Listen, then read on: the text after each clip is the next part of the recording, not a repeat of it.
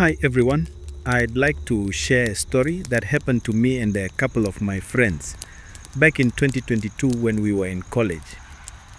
This story changed the way I interact with people, especially ones I'm not familiar with. So here it goes. Back then, I was rolling with these other four guys. I won't mention their real names out of respect for their privacy. Of all the guys, I was the youngest, but I was usually the one coming up with plans to go out drinking. At the time, I could actually count the number of weekends I slept in my room, since I was always out partying with the guys come weekend. We would start drinking as soon as the sun was up till sunset. Now, the day this whole story started, it was a Friday during Easter holiday. Being a holiday, the guys approached me as early as 7 in the morning with a plan to go out. For the first time, I told them to go ahead and drink without me. They were all surprised since I wasn't the type to shy away from a plan to go out.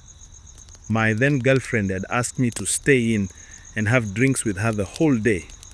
I thought it would be fun, so I agreed to stay. The guys left and started drinking from morning till sunset as usual.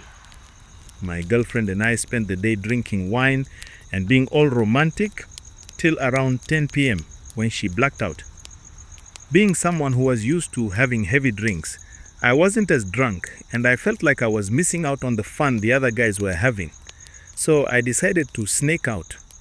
I got dressed, locked the door, and off I went. Now, to get to the bar we usually go to, I had to take a dirt road that was along a certain graveyard, since it was the shortest way to the bar. I mustered courage, passed, and got to the bar safely. When I got there, the guys were drunk, since they had been drinking since morning. When they saw me, they all lit up excited. We decided to have a couple more rounds of drinks. But before we could start, one of the guys, let's name him Dom, suggested that we should first make sure that our phones are safe before continuing.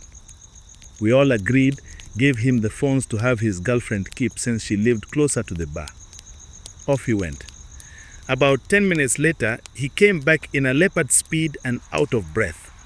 He was like, "Guys, I saw headless men playing soccer at the graveyard." Everyone burst into laughter. The guys laughed so hard. I laughed too, thinking he was just joking, but he looked serious. He didn't say anything nor laugh with us when the guys were mocking him about being drunk. I know Dom well.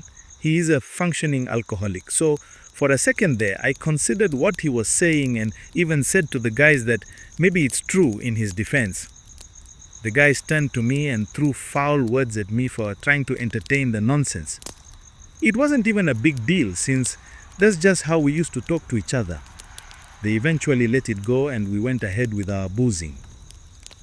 After drinking for a while, the guys suggested we switch bars. We were to go to a bar across the graveyard.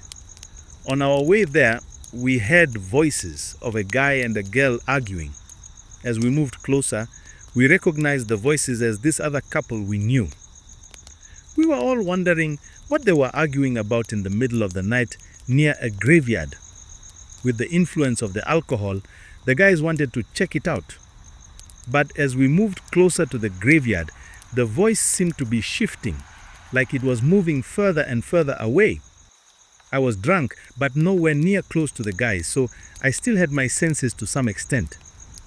The way the voice was shifting spooked me, considering what Dom said he had seen at the graveyard. I didn't want to continue, but the guys still wanted to keep going. You know how some people are when drunk. I couldn't say much because I didn't want them thinking I was a sissy, so we kept pushing. When we got near the entrance of the graveyard, the bickering of the couple stopped. This spooked me even more since I couldn't see anyone. My heart started racing so fast, I decided to turn back, thinking they'd follow me if I showed I was serious about leaving. The moment I turned around, I saw these very tiny, human-looking creatures about knee-high coming a few feet behind us. I was so terrified, so much that I couldn't move. I always thought that the freezing thing people do in horror movies is just the funny way the writers of the movie introduced to prolong the character's escape. But boy, was I wrong. I screamed, "Guys!" They all turned back and saw the tiny human-like creatures too. And just like that, the guys sobered up instantly. Since they were coming from the direction of the entrance to the graveyard, we had nowhere else to go but inside. Luckily, I was able to overcome the fear and managed to run too. As we were nearing what appeared to be the middle of the graveyard, I couldn't believe my eyes. Just like Dom said, it was indeed a couple of headless people kicking around what looked like a human skull. I wished it was all some sick joke of a dream, but unfortunately it wasn't. We just stopped with nowhere to go, feeling helpless. I still remember we all cried like 6-year-olds. After crying for a little while, we heard this other unsettling, mockery laugh coming from the direction of the headless figures. As if the tiny people and the headless people weren't enough to traumatize us. Now this! Dom courageously took out his keypad phone and turned on the flashlight and pointed it at the direction of the tiny human-looking creatures.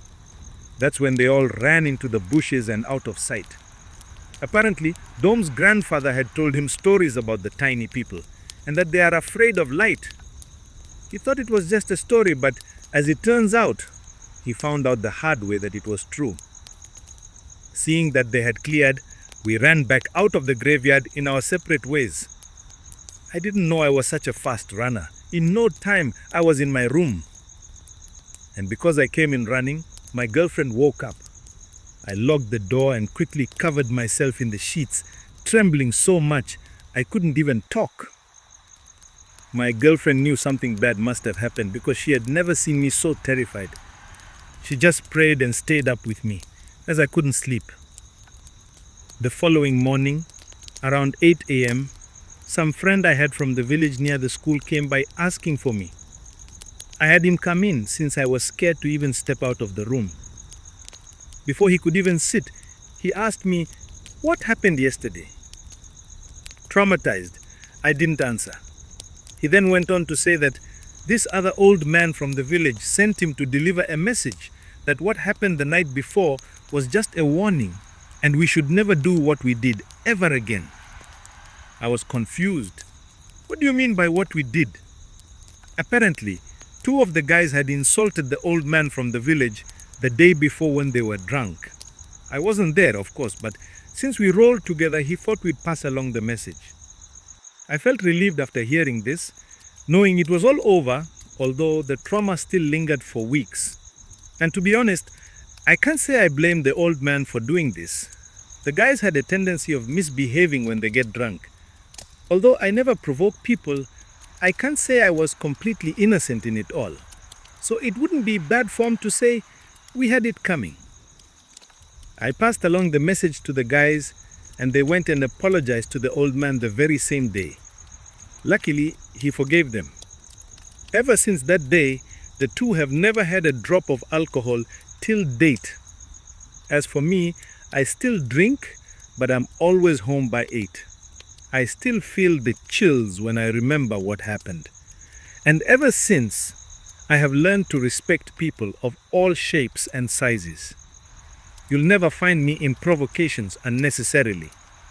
I learned my lesson. Never again.